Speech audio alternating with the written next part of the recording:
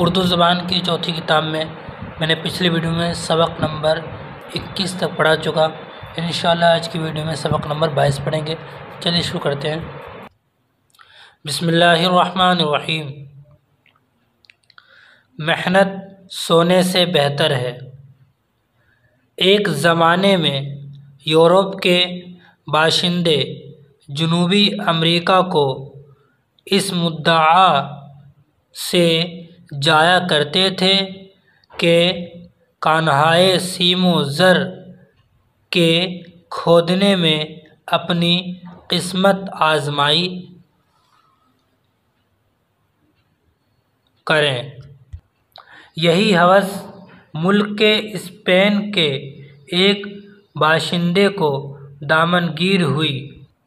اول اپنے بڑے بھائی سے اپنا منصوبہ بیان کیا اور اصرار کے ساتھ درخواست کی کہ آپ میرے ہمراہ چلیں، جو دولت ہاتھ آئے گی بحصہ مساوی باہم تقسیم کر لیں گے۔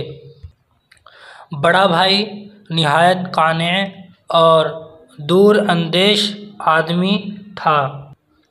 اس نے تمام نشیب و فراز کو سمجھا کر کہا، اس راہ میں کامیابی کی توقع بہت کم ہے، لیکن چھوٹے بھائی پر جب اپنی نصیحت کا کچھ اثر نہ دیکھا تو ناچار اس کی رفاقت پر آمادہ ہو گیا اور کہا کہ میں تمہاری دولت میں شرکت نہیں چاہتا، مجھ کو صرف اتنی اجازت دو کہ کچھ اسباب و آلات اور میرے چند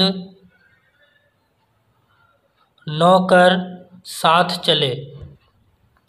اس نے یہ بات مان لی اور جب اس بات کا اطمینان ہو گیا کہ بڑا بھائی ساتھ چلے گا تو اس نے سفر کی تیاری شروع کر دی اور خوشی خوشی اپنا تمام مال و اسباب اور جائیداد بیچ کھوچ کر ایک جہاز خریدا۔ جب یہ خبر مشہور ہوئی تو چند اور بوالہوس، یہ بوالہوس کا مطلب ہے لالچی یا حریص یا خواہشات والا، ٹھیک ہے، بوالہوس بھی جو اسی طرح مال و دولت کے حریص تھے اس کے ہمسفر بنے۔ بڑا بھائی بھی تمام آلات کاشتکاری اور غلہ اور ترکاریوں کے تخم جو بوریوں میں بند تھے لایا اور اپنے چند ملازموں سمیت اس کے جہاز پر جا سوار ہوا۔ اگرچہ اس انگڑ کھنگڑ کا لے جانا چھوٹے بھائی کو محض فضول نظر آتا تھا، مگر اس اقرار کے بموجب جو پہلے ہو چکا تھا عذر و انکار مناسب نہ سمجھا۔ اب جہاز روانہ ہوا اور خدا کے فضل سے ہوا ایسی موافق آئی کہ بغیر کسی حادثے اور مصیبت کے اس بندرگاہ پر جا لگا جہاں کا عزم کر کے چلے تھے۔ سب مسافر بخیر و عافیت خشکی میں اترے۔ بڑے بھائی نے کچھ بھیڑیں اور بیل خریدے اور مع اپنے نوکروں اور آلات و اسباب کے ایک عمدہ قطع عارضی میں جو ساحل بحر سے ملحق تھا قیام کیا اور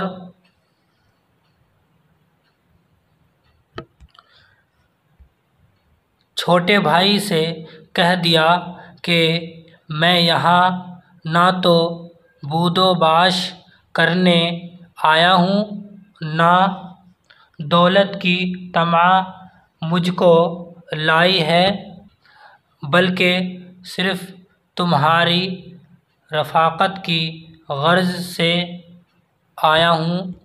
جب تم سونا لے کر آ جاؤ گے تو میں تمہارے ساتھ وطن کو واپس چلوں گا۔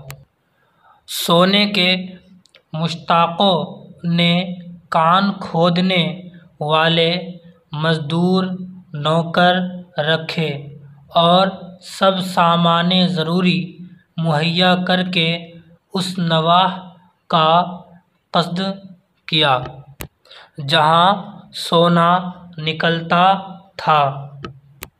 اثنائے سفر میں چھوٹا بھائی بڑے بھائی کی سمجھ پر افسوس کر کے اپنے ساتھیوں سے کہنے لگا کہ دیکھو، حضرت نے بیل اور بھیڑیں خریدی ہے،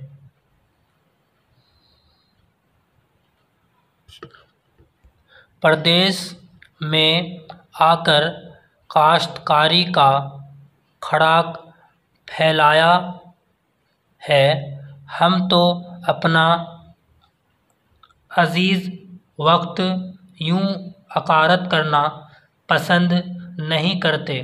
اگر قسمت نے یاوری کی تو اتنا کما لائیں گے کہ کئی پشت تک کافی ہوگا۔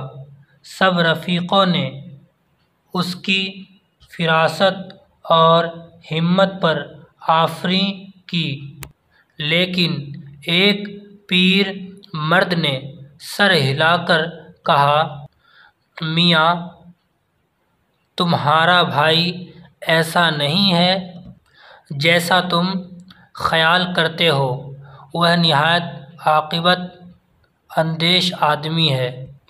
غرض یہ قافلہ دریاؤں کو عبور کرتا، دشوار گزار دروں سے گزرتا، سخت بارش اور تیز دھوپ کی تکلیفیں اٹھاتا، جا بجا کانِ زر کی جستجو میں پھرتا رہا۔ آخر جووندہ یا بندہ ایک جگہ سونا بے افراط نکلا۔ اس کامیابی نے ایسا مسرور کیا کہ جس قدر کلفتیں اٹھائی تھیں سب فراموش ہو گئی۔ مدت تک وہاں کام جاری رکھا، لیکن غلے کا ذخیرہ تھوڑا تھا، اس لیے خوراک میں کمی کرنی پڑی، اور جب غلہ بالکل نبڑ گیا تو بھی ان لوگوں نے دولت کی خوشی میں ہمت نہ ہاری، جنگل کی جڑی بوٹی کھا کر دن کاٹے اور جتنا سونا جمع کیا تھا اس کو لے کر بندرگاہ کی طرف جوں توں کر کے مراجعت کی، لیکن فاقے کی صعوبت سے چند ہمراہی اثنائے راہ میں راہی عدم ہو گئے۔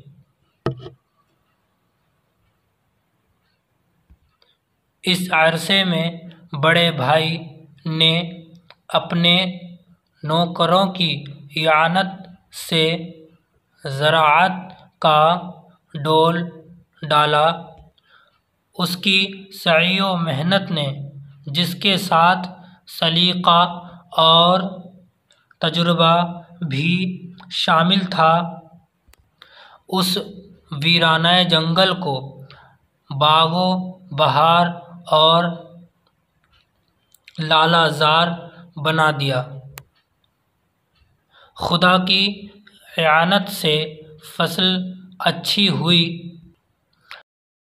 ہر جنس کا غلہ اور ہر قسم کی ترکاریاں افراط سے پیدا ہوئی۔ بھیڑوں نے اتنے بچے دیے کہ ایک بڑا غلہ ہو گیا۔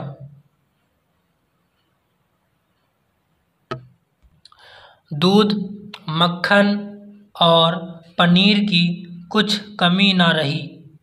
اس کے نوکروں نے وقت فرصت میں سمندر کی مچھلیوں کا شکار کیا اور نمک کھود کر کے ایک انبار جمع کر لیا۔ جب چھوٹا بھائی بڑے بھائی کے پاس پہنچا تو اس کی اور اس کے باقی ماندہ ہمراہیوں کی حالت بہت نازک تھی۔ 2 روز سے فاقے پر فاقہ کیا تھا۔ پہلی بات جو اس مصیبت زدہ گروہ نے کہی وہ کھانے کا سوال تھا۔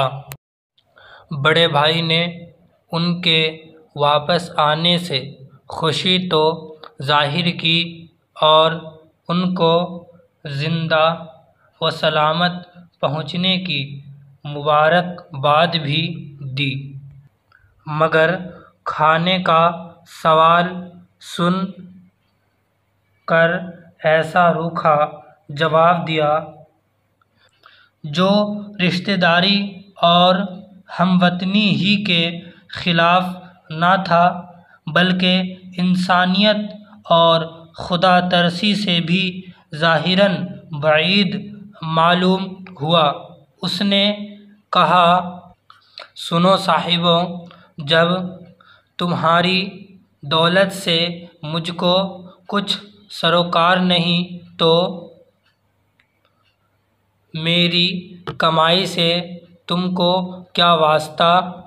جو دانہ دن کا میں نے اپنی قوت بازو سے پیدا کیا ہے میں کیوں مفت دوں؟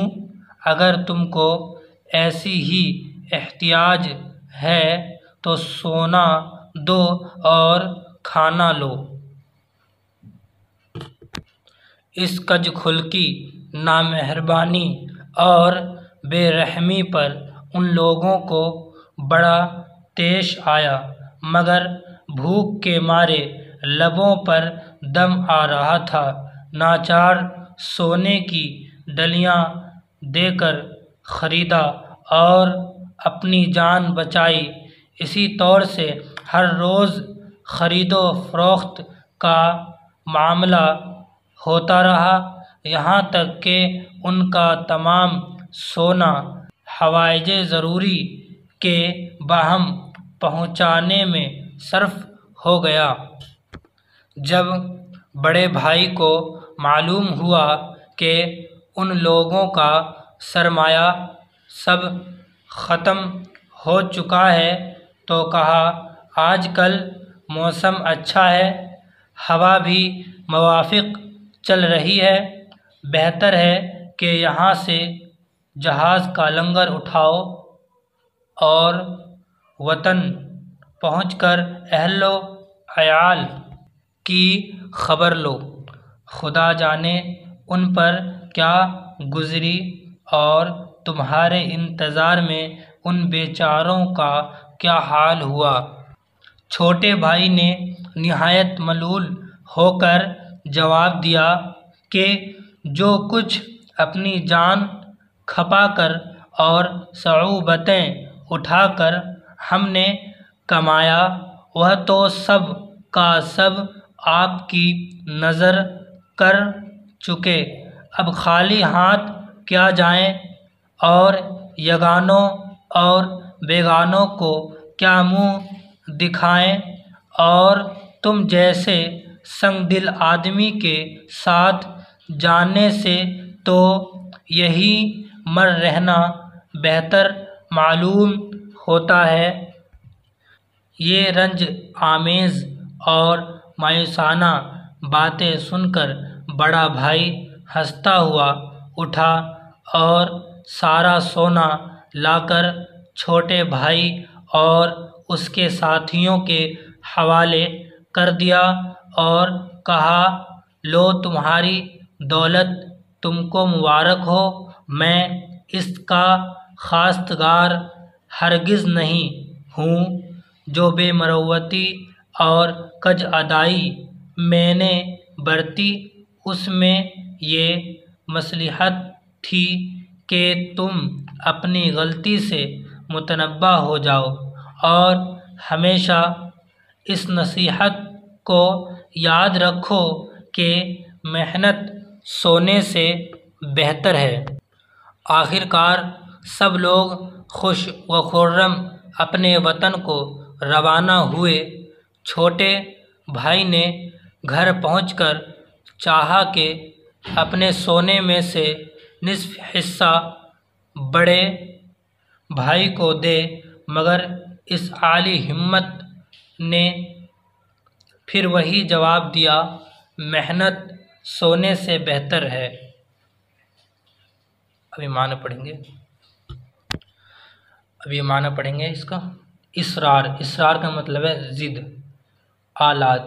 آلات مطلب ہتھیار بھی کہتے ہیں، اوزار بھی، سامان یا میٹیریل، ٹھیک ہے۔ ملحق یعنی جڑا ہوا یا متعلق، لگا ہوا یا چپکا ہوا یا سٹا ہوا، ٹھیک ہے۔ فراست یعنی کہ سمجھ، ٹھیک ہے، دانائی یا سمجھ۔ صعوبت یعنی تکلیف۔ کج خلقی مطلب بری عادت یعنی بری عادت، ٹھیک ہے۔ قانع کا مطلب ہے تھوڑے پر صبر کرنے والا، ٹھیک ہے۔ بلحوث کا مطلب ہے خواہشات کے حریص یا لالچی۔ مہیا یعنی تیار یا حاضر بھی کہتے ہیں۔ عبور یعنی پار کرنا۔ اثنا یعنی کہ درمیان۔ حوائج یعنی ضرورتیں۔ نشیب یعنی گہراؤ۔ عارضی یعنی زمین۔ نواح یعنی پڑوس یا ارد گرد۔ جوندہ یا بندہ، اس کا مطلب ہے ڈھونڈنے والا پاتا ہے، ٹھیک ہے۔ انبار کا مطلب ہے ڈھیر۔ اہل و عیال، بال بچے۔ فراز مطلب بلندی۔